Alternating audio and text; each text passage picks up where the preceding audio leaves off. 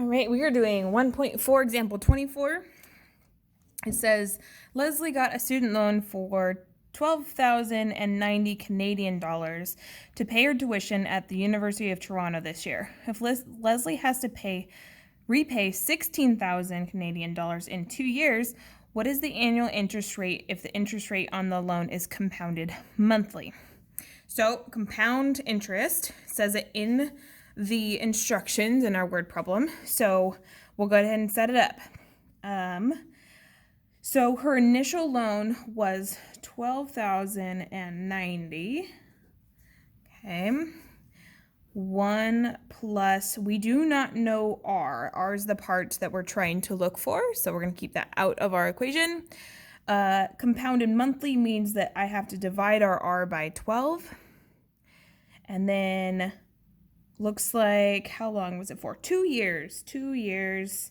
And I'm going to put the 12 up there as well, because that's how many times it's being compounded in the total amount of years that she has it. And then her amount is 16,000 that she has to repay. Sorry, I had to grab my calculator. Okay, so we have some solving to do. So right off the bat, we need to move this 12,000 to the other side. Do not distribute it through. It would only take you longer. So I'm going to go ahead, divide it out. 12,090, 12,090. That's a comma there. So 16,000 divided by 12,090. It's going to be, so I don't know if we should probably keep it like this. Let's see if we can turn it into a smaller fraction. It does reduce down. We can knock off these zeros here. Let's go ahead and do that. We'll do 1,600 over 1,209. And then on the right side here, we have 1 plus R over 12, and then 24 up in the corner, if we simplify.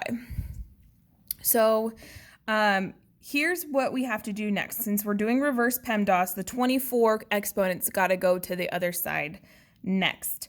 There is no 24 root. So what you would do to cancel out this 24 is take each side to the 1 over 24th power. 1 over 24th power. And that's going to cancel that out. So I'm going to do that to the other side as well. 1 over 24. You can do 24th root. Your calculators, if you're working with a graphing calculator, it does do that. But in case you're not, I would go ahead and do like this. It's just easier. So on the right side, we have 1 plus R over 12. Getting more simple on that side. Let's see if we can get something close here if we try and take this to the 1 over 24 power. Still a decimal, but let's go ahead. We're going to have to probably round our answer at the end anyways. I'm going to go ahead and just write out as much as the decimal as we can. So that way we can kind of have a more simplified version over here. So 1.0117438. Give a few numbers so that way we can round it at the end. Okay, we're almost there. Minus 1. So I get 0.0117438 equals R over 12. Multiply 12 both sides. And let's see what that will be. Times by 12. So I see 0.1409 equals R. But we're not done yet. Remember, the rates are usually given as a percentage. So we got to change this back to a percent. So once, twice moved over, our R is about 14.09%. And that is the final answer.